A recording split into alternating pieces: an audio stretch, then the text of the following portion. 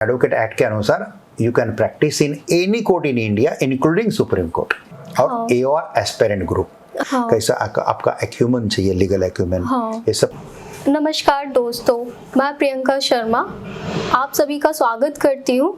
आज हम बात करेंगे judiciary aspirant and AOR aspirant group in नानी पालकीवाला नेशनल लॉ क्लब। आज हमारे गेस्ट हैं सुप्रीम कोर्ट के जाने माने अधिवक्ता एडवोकेट जयप्रकाश बंसीलाल सोमानी जी। इनका पूरा परिचय मैं आपको पॉडकास्ट के अंत में दूंगी। सोमानी जी की 65 से ज़्यादा books supreme court case laws पर पब्लिश्ड हो चुकी हैं। आइए हम बात करते हैं सोमानी जी से। हेलो सर, आप कैसे हैं? बस फाइन, आप कैसी बताओ? मैं अच्छी हूँ। आप हमें बता सकते हैं कि जैसे जुडिशरी एस्पिरेंट होते हैं एंड कुछ स्टूडेंट जो है वो प्रिपेयर करना चाहते हैं ओआर एग्जाम्स के लिए, जो कि सुप्रीम कोर्ट में ही होता है, सुप्रीम कोर्ट के लिए ही एडवोकेट्स के लिए होता है, वो ही प्रैक्टिस कर सकते हैं एंड वो ही आर्ग्यूमेंट करते हैं जो एओआर होते हैं। तो आप इसके बारे में कुछ बता दीजिए। यस, जरूर बताऊंगा। तो पहले मैं आपको जुडिशरी एस्पिरेंट ग्रुप के बारे में बताऊंगा। हाँ जी। और फिर एओआर बताऊंगा। हाँ। और एओआर जो आपने बताया कि एओआर ही खाली प्रैक्टिस कर सकते हैं, ऐसा नहीं है। हाँ। एनी लॉयर जब आप डिग्री लेते हैं, एडवोकेट बनती है, तो एडवोकेट एक्ट के अनुसार you can practice in any court in India including supreme court.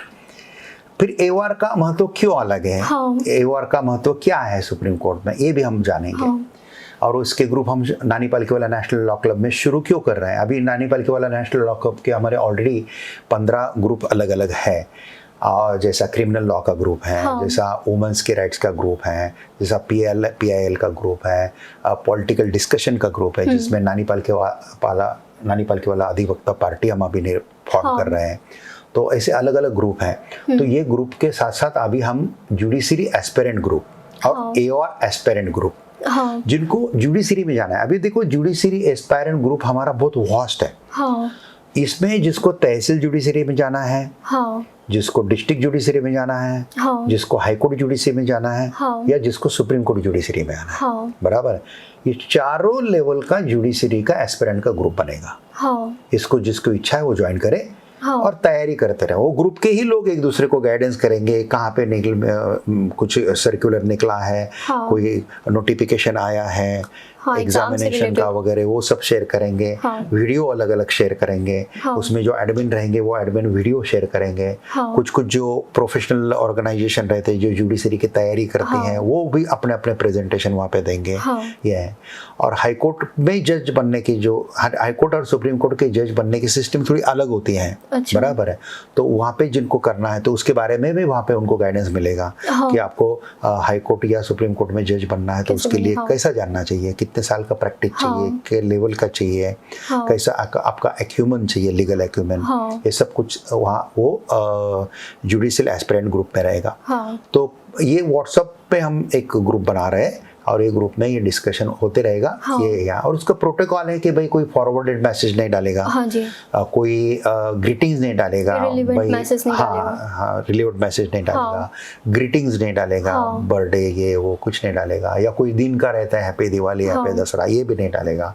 That group is strictly related to the judiciary aspirant candidates. तो वो हिसाब से वो है। और वो ग्रुप ज्वाइन करना फ्री ऑफ कॉस्ट है। उसको कोई हमारे सब 15 के 15-16 ग्रुप के लिंक इसमें डिस्क्रिप्शन में वीडियो के मिलेंगे।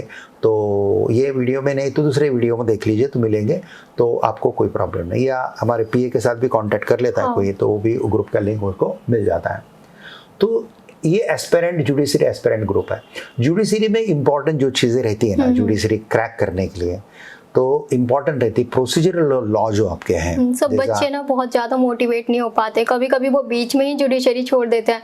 जैसे कि अभी आपको पता है 3 ईयर प्रैक्टिस रिक्वायरमेंट है अब सुप्रीम कोर्ट ने जो अभी लैंडमार्क जजमेंट दिया, आप इसके बारे में क्या कहना चाहेंगे? मुझे तो लगता है कि वो लैंडमार्क जजमेंट सही है। जब हम लॉ ग्रेजुएट हुए थे उस समय भी था वो सिस्टम, क्योंकि 3 साल के प्रैक्टिस के बाद ही आना चाहिए जुडिशरी में। हाँ। क्योंकि विदाउट एनी प्रैक्टिस अगर आप जुडिशरी की चेयर पे बैठते तो वकील लोग क्या फेस करते हैं पता ही नहीं चलता है, प्रोसीजर लॉ पता नहीं चलता है, और ये बहुत डिफिकल्ट जाता है ये एग्जामिनेशन। हाँ। लेकिन जो 3 साल के प्रैक्टिस में आएंगे ना उनको डिफिकल्ट इतना नहीं जाएगा। और प्रोसीजरल लॉ जो है जैसा BNSA है, BSA है, भारतीय साक्ष्य अधिनियम वगैरह जो है, जिसको पुराना CRPC है, BNSA है और BSA है, ये प्रोसीजरल लॉ अच्छे कीजिए, CPC अच्छा कीजिए। प्रोसीजरल लॉ अगर अच्छे करते हैं, जुडिशरी एग्जामिनेशन बिल्कुल टफ नहीं है। लैंडमार्क जजमेंट जो है उसकी तैयारी कीजिए और लिखने का प्रैक्टिस प्रॉपरली कीजिए और राइट आंसर लिखने की ही आदत डेवलप कर लीजिए। तो रॉन्ग आंसर तुक्का लगाने का काम नहीं करने का। तो फिर जुडिशरी का जो बेसिक एग्जामिनेशन है वो क्लियर करना बहुत मुश्किल नहीं है। और हाई कोर्ट और सुप्रीम कोर्ट के जज बनने के लिए तो थोड़ा सा आपका प्रैक्टिस ही हाई कोर्ट में, सुप्रीम कोर्ट है 10 साल से ज़्यादा अच्छा चाहिए। रिपोर्टेड जज में चाहिए, आपका लीगल एड में काम अच्छा रहना चाहिए, आपके PRA अपने कितने फाइल किए हैं, आपके रिपोर्टेड जजमेंट कितने हैं, आपके एक्यूमेंट कितना है, आपका अब ये सब कुछ देख के फिर आपको ऑफर आता है डायरेक्ट कि भाई आप लेंगे क्या चेयर। तो ऐसा ऑफर आता है। ये बता सकते हैं कि जैसे कि जुडिशरी में एग्जाम्स वगैरह देने हैं तो फिर इसमें जैसे प्री होता है, देन मेंस है, फिर इंटरव्यू है, वो ग्रुप में जो डिस्कशन होगा वो हिसाब से होगा। Because I am a practitioner lawyer in Supreme Court of India. मेरा लॉ फर्म है, मेरे 15-16 जूनियर है, 6 AOR है, हम फुल प्रैक्टिस करते हैं, हम एकेडमिशियन नहीं है। और हम ये जुडिशरी ग्रुप चालू करने के लिए हम एकेडमिशियन बनना भी नहीं चाहते हैं।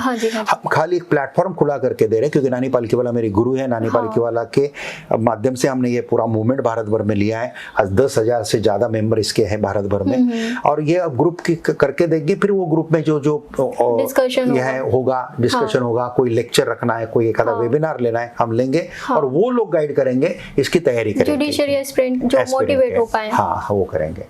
अभी हम जा रहे हैं AOR के तरफ। आपका अगला सवाल था वो AOR एस्पिरेंट है। तो AOR बनने के लिए आपको एक आपका लीगल प्रैक्टिस जो है ये 4 साल का कंप्लीट चाहिए, लीगल प्रैक्टिस। और 4 साल के बाद 1 साल सुप्रीम कोर्ट का जो AOR रहता है, जो 10 साल से ज़्यादा प्रैक्टिस का AOR है, उसके साथ 1 साल आपने रहना है, उसका सर्टिफिकेट लेना है। Then 5 years onward you can give that होता है क्या ये exam? you then 5 years onward you can give that examination. That is very tough examination. और वो एग्जामिनेशन होने के बाद आप आपका वकालतनामा के साथ केस फाइल कर सकते हैं। और जो वो AOR नहीं बनते हैं, जैसा मैं AOR बना ही नहीं, मुझे बनना ही नहीं AOR, क्योंकि मेरे पास 6 AOR है, बराबर है। तो मैं जिस उम्र में आया हूँ उस उम्र में अभी मैं कहाँ फाइलिंग करते बैठूं। AOR का मेन जो काम है वो फाइलिंग का रहता है।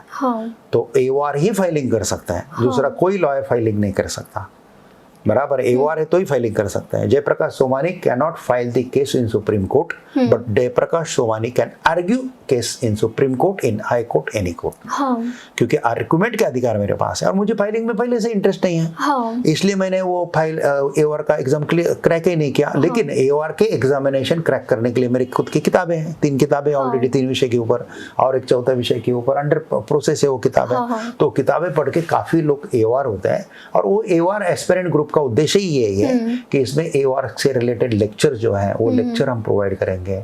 अलग अलग जो अच्छे लेक्चर्स है सुप्रीम कोर्ट के जज के लेक्चर होते हैं। ऐसा बोलते हैं जैसे कि AOR एग्जाम्स के लिए ड्राफ्टिंग बहुत ज्यादा जरूरी है, एंड उसके एग्जाम्स भी होते हैं। डिफिकल्ट होती है क्या वो ड्राफ्टिंग? यस, ड्राफ्टिंग डिफिकल्ट नहीं होती है, लेकिन वो ड्राफ्टिंग 3 घंटे में बिठाना ये डिफिकल्ट टास्क होता है। उसके लिए बहुत प्रैक्टिस लगती है। और कुछ लोग फर्स्ट अटेम्प्ट में क्लियर हो जाते हैं और कुछ लोग 4 अटेम्प्ट में भी क्लियर नहीं होते, तो डिबार हो जाता है। क्योंकि इसमें 4 ही अटेम्प्ट आप दे सकते हैं। 4 अटेम्प्ट के बाद 5वें अटेम्प्ट आपको अलाउड नहीं रहता है रेगुलर तौर के ऊपर। लेकिन एग्जाम्पशन आप चीफ जस्टिस को एप्लीकेशन करके एग्जाम्पशन ले सकते हैं और एडिशनल एक आधा राउंड आप डिमांड भी कर सकते हैं। लेकिन जो 4 विषय रहता है उसमें एक ड्राफ्टिंग रहता है, एक प्रोफेशनल एथिक्स का रहता है, एक प्रैक्टिस एंड प्रोसीजर का रहता है और एक लीडिंग केस का रहता है। लीडिंग केस पहले 64 थे, जो मेरा किताब है 64 केसेस का है, लैंडमार्क जजमेंट का। और अभी उसमें 22 केसेस और ऐड हो गए, अभी वो 22। तो इतना वास्ट सिलेबस है इसको। लेकिन वो सिलेबस प्रैक्टिस से डेली प्रैक्टिस करने से डेली प्रैक्टिस से होता है। और वो स्टडी करने के बाद आपका सुप्रीम कोर्ट का, हाई कोर्ट का प्रैक्टिस और मजबूत होता है। ये इसका फायदा है। और दूसरे इससे इम्पोर्टेंट चीज है कि आप AOR की एग्जाम तभी दो जब आप सुप्रीम कोर्ट में प्रैक्टिस करना चाहते हैं या यहाँ पे वकालतनामा फाइल करना चाहते हैं। लेकिन अगर आप खाली नॉलेज के लिए एग्जाम दे रहे हैं तो कोई दे सकते हैं, लेकिन ये एग्जाम क्लियर होने के बाद अगर आप AOR बनते हैं हाँ, तो आपको 16 किलोमीटर रेडियस में रहना पड़ता है। हाँ। एक कंपल्शन है, 16 किलोमीटर रेडियस में रहना पड़ता है, एक क्लर्क अपॉइंट करना पड़ता है, हाँ। और मिनिमम 20 केसेस आपको फाइल साल में करने पड़ते हैं। अगर आप नहीं करते हैं तो फिर आपका मेंबरशिप जो है वो मेंबरशिप AOR ऑर्गेनाइजेशन क्या करती है, निकाल देती है, तो फिर वो एग्जाम देके भी फायदा नहीं है। सो लोगों को ऐसा अट्रैक्शन होगा कि मैं सुप्रीम कोर्ट का AOR एग्जामिनेशन क्लियर करूंगा तो मेरा नॉलेज तो बढ़ेगा, हाँ। लेकिन अगर तू प्रैक्टिस ही नहीं करेगा दिल्ली में आके तो वो एग्जाम को कोई फायदा ही नहीं है। तो why you are wasting your energy to prepare that examination then? तो मैं तो बोलूंगा अगर आपको सुप्रीम कोर्ट में प्रैक्टिस नहीं करना है तो मत दीजिए, और सुप्रीम कोर्ट का प्रैक्टिस करना है और आपकी उम्र 40 के आगे है तो मत दो एग्जाम, डायरेक्ट आप आर्ग्यूमेंट काउंसिल क्या हो। मैं एट द एज ऑफ 54 आया सुप्रीम कोर्ट में, अभी 54 में कहाँ एग्जाम दूं, कहाँ फाइल करते हुए 2 लाइन में बताऊं मैं आपको? नहीं, मैंने सीधा आर्ग्यूइंग काउंसिल स्टार्ट किया। मैं जिस दिन सुप्रीम कोर्ट में आया हूं उसी दिन मैं केस लेके आया था, ड्राफ्ट करके, टीम पकड़ के ड्राफ्ट करके, फाइल करके 8 दिन में मेरा पहला आर्गुमेंट भी सुप्रीम कोर्ट में हो गया। तो वैसा जो सिलसिला चल रहा है और फिर फाइलिंग का काम वो AOR देखते हैं, क्लर्क देखते हैं, तो हमको पूरा की पूरा आर्गुमेंट के लिए क्या करना पड़ता है, फोकस करना पड़ता है, इसलिए हम AOR नहीं बनते हैं। लेकिन जो नए लॉयर हैं उनको अगर वो AOR बनते हैं तो फिर उनको थोड़ा काम इजीली मिलना ये पॉसिबल होता है, उनका औहदा बढ़ता है। और खाली सिग्नेचर के लिए AOR मत बनो, ड्राफ्ट भी करो, आर्ग्यू भी करो। हम कुछ AOR ऐसे देखते हैं कि खाली सिग्नेचर लैंड करते हैं, पैसा 1000-2000 ले लेंगे, बाकी वो देखेंगे नहीं, केस को ड्राफ्ट नहीं करते हैं, कुछ नहीं करते हैं, ना ये डेवलप होते हैं ना कुछ है। AOR बनने के बाद वो केस ड्राफ्ट भी करो, आप फाइल भी करो, आर्ग्यू भी करो, आहिस्ते आहिस्ते सेनेट डिजिग्नेशन ले लो, आहिस्ते आहिस्ते आप डायरेक्ट सुप्रीम कोर्ट के बेंच के ऊपर एलिवेट भी हो जाओ।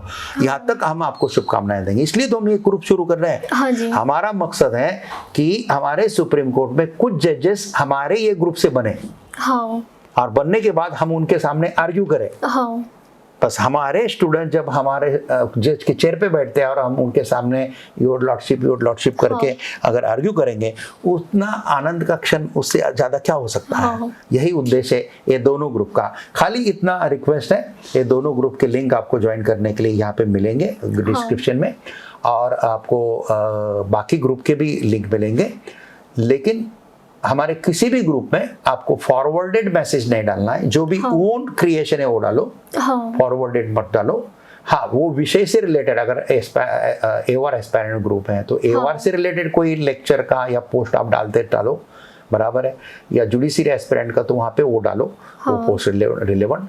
लेकिन दिवाली, दशहरे के ग्रीटिंग्स हो, बर्थडे के ग्रीटिंग्स हो, कुछ भी नहीं डालना है। हाँ, वो ग्रुप का जो गनीमा है, जिसको वो क्या बोलते हैं, decorum of that particular group, all member should maintain that decorum.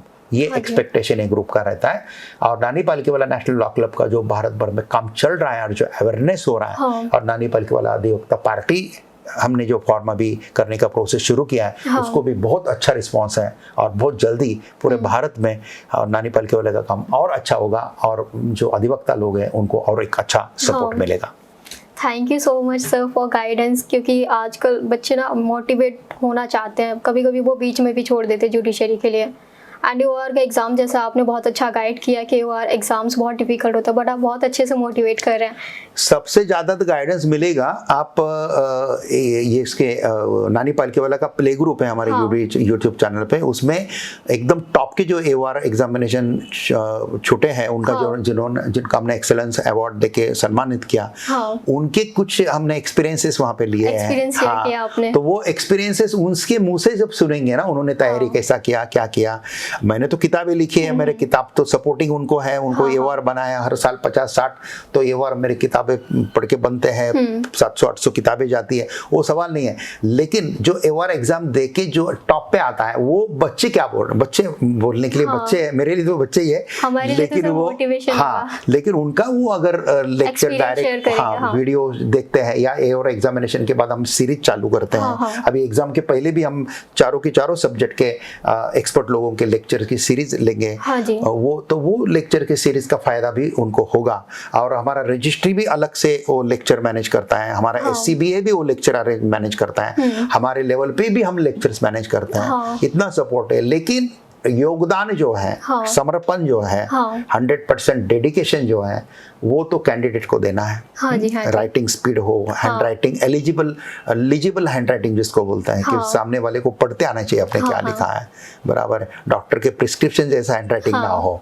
कुछ डॉक्टर अच्छे लिखते हैं, कुछ डॉक्टर अच्छे लिखते हैं, लेकिन कुछ डॉक्टर, मेजोरिटी डॉक्टर तो क्या लिखते हैं वो खाली केमिस्ट को पता चलता है। तो वैसा नहीं चाहिए। तो थोड़ा सा हैंड राइटिंग अच्छा है, ये है, आपके केस लॉज प्रॉपर है, सेक्शन प्रॉपर मेंशन किए हैं, स्पेसिंग प्रॉपर आया है, अंडरस्टैंड आपको हुआ है, आपको रिपीटेशन बोला है या एसएलपी बोला है या आपको कौन सा ड्राफ्ट बोला है वो समझ में आ रहा है। ये सब कुछ वैल्यूएबल आंसर होना चाहिए इसके लिए। ये अगर आएगा तो बहुत सही ढंग से ये तैयारी कर पाएंगे। Thank you sir for guidance. Judiciary aspirants के लिए आपने इतना अच्छा गाइडेंस किया, एंड AOR एग्जाम्स के लिए भी thank you so much guys. Advocate Jayprakash Bansilal Somani ji Supreme Court के एक जाने माने अधिवक्ता हैं। एडवोकेट जयप्रकाश बंसीलाल सोमानी जी सिर्फ सुप्रीम कोर्ट के केसेस ही देखते हैं। सोमानी जी की नेशनल एंड इंटरनेशनल अवार्ड भी जीते हुए हैं। सोमानी जी की एक मैगज़ीन भी पब्लिश्ड है जिसका नाम इनसाइड सक्सेस मैगज़ीन है। सोमानी जी ने 65+ लॉ बुक्स भी पब्लिश की हुई हैं सुप्रीम कोर्ट के केस लॉ से रिलेटेड। आप इसको डायरेक्टली अमेज़ॉन एंड फ्लिपकार्ट से परचेज कर सकते हैं। इसका लिंक आपको डिस्क्रिप्शन बॉक्स में मिल जाएगा। एडवोकेट सोमानी जी सिर्फ सुप्रीम कोर्ट के ही केसेस को देखते हैं। सोमानी जी की एक GSS लॉ फर्म है जिसमें कि 16 एडवोकेट वर्क करते हैं, जिसमें कि 6 AOR हैं। सोमानी जी बहुत सारे केसेस को हैंडल करते हैं। For example civil cases, matrimonial cases, criminal cases, property cases, service matter and many more.